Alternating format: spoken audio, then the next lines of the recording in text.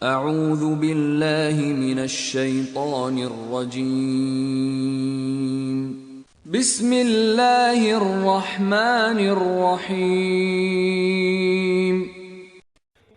ए लोगो जो ईमान लाए हो, अगर तुम मेरे मार्ग में जान तोड़ संघर्ष करने के लिए और मेरी खुशी की तलब में वतन छोड़कर घरों से निकले हो, तो मेरे और अपने दुश्मनों को दोस्त ना बनाओ।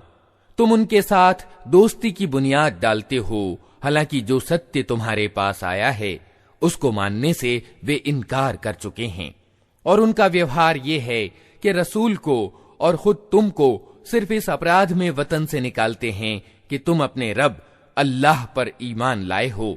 तुम छिपाकर उनको मैत्रीपूर्ण संदेश भेजते हो, हालांकि जो कुछ तुम छिपाकर करते हो और जो खुल्लम खुल्ला करते हो, हर चीज को मैं खूब जानता हूं। जो व्यक्ति भी तुम में से ऐसा करे वो यकीनन सन्मार्ग से भटक गया। उनकी रीति तो ये है कि अगर तुम पर काबू पा जाएं तो तुम्हारे साथ दुश्मनी करें और हाथ और जबान से तुम्हें दुख दें। वे तो ये चाहते हैं कि तुम किसी तरह इनकार करने वाले हो जाओ।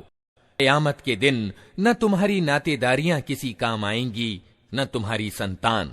उस दिन अल्लाह तुम्हारे बीच जुदाई डाल देगा और वही तुम्हारे कर्मों का देखने वाला है। लोगों के लिए इब्राहीम और उसके साथियों में एक अच्छा नमूना है कि उन्होंने अपनी कौम वालों से साफ कह दिया, हम तुमसे और तुम्हारे उन इलाहों यानी उपास्यों से जिनको तुम अल्लाह को छोड़कर पूजते हो बिल्कुल बेजार हैं। हमने तुमसे कुफ्र किया और हमारे और तुम्हारे बीच हमेशा के लिए दुश्मनी हो गई और वैर पड़ गया, जब तक तुम इससे अलग अकेले अल्लाह पर ईमान न लाओ।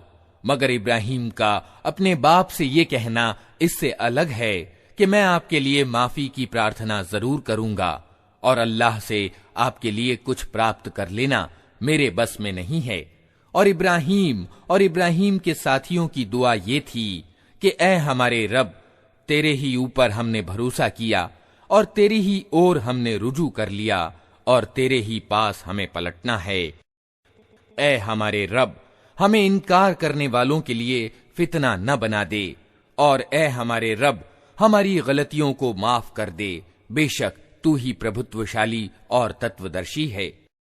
उन्हीं लोगों के काम करने के तरीके में तुम्हारे लिए और हर उस व्यक्ति के लिए अच्छा नमूना है जो अल्लाह और अंतिम दिन का उम्मीदवार हो।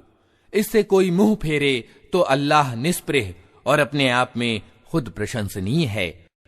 असंभव नहीं कि अल्लाह कभी तुम्हारे और उन लोगों के बीच प्रेम डाल दे जिनसे आज तुमने दुश्मनी मोल ली है। अल्लाह बड़ी सामर्थ्य रखता है और वो बड़ा माफ करने वाला और दयावान है। अल्लाह तुम्हें इस बात से नहीं रोकता कि तुम उन लोगों के साथ नेकी और इंसाफ का बर्ताव करो जिन्होंने धर्म के मामले में तुमसे युद्ध नहीं किया है और तुम्हें तुम्हारे घरों से नहीं निकाला है। अल्लाह इंसाफ करने वालों को पसंद करता है। तुम्हें जिस बात से रोकता है वो तो ये है कि तुम उन लोगों से दोस्ती करो जिन्होंने तुमसे धर्म के मामले में युद्ध किया है और तुम्हें तुम्हारे घरों से निकाला है और तुम्हें निकालने में एक दूसरे की सहायता की है। उनसे जो लोग दोस्ती करें वही जालिम हैं। ऐ लोगो जो ईमान लाए हो, जब ईमान वाली औरतें घर बार छोड़कर तुम्हारे पास आएं तो उनके ईमान वाली होने की जांच पड़ताल कर लो और उनके ईमान की वास्तविकता तो अल्लाह ही भली भांति जानता है। फिर जब तुम्हें मालूम हो जाए कि वे ईमान वाली हैं तो उन्हें काफिरों की ओर वापस न करो। न वे काफिरों के लिए हलाल हैं और न काफिर उनके लिए हलाल। उनके काफिर शौहरों ने जो मेहर उनको दिए थे वे उन्हें फेर दो और उनसे निकाह कर लेने में तुम पर कोई गुनाह नहीं, जबकि तुम उनके मेहर उनको अदा कर दो। और तुम खुद भी काफिर औरतों को अपने निकाह में न रोके रहो। जो मेहर तुमने अपनी काफिर औरतों को दिए थे वे तुम वापस मांग लो और जो मेहर काफिरों ने अपनी मुस्लिम बीवियों को दिए थे उन्हें वे वापस मांग लें। ये अल्लाह का आदेश है, वो तुम्हारे बीच फैसला करता है और वो बड़ा जानने वाला और तत्वदर्शी है। और अगर तुम्हारी काफिर बीवियों के मेहरों में से कुछ तुम्हें काफिरों से वापस न मिलें और फिर तुम्हारी नौबत आए, तो जिन लोगों की बीवियां उधर रह गई हैं उनको उतनी रकम अदा कर दो जो उनके दिए गए मेहरों के बराबर हों, और उस अल्लाह से डरते रहो जिस पर तुम ईमान लाए हो।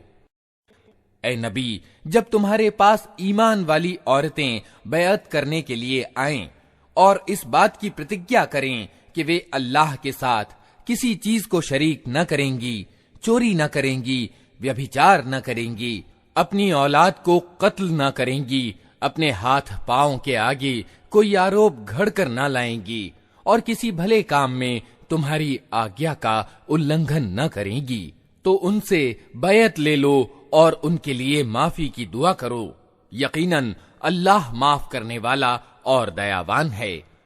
ऐ लोगो जो ईमान लाए हो, उन लोगों को दोस्त न बनाओ जिन पर अल्लाह का प्रकोप हुआ है, जो आखिरत यानी परलोक से उसी तरह निराश हैं जिस तरह कब्रों में पड़े हुए काफिर निराश हैं।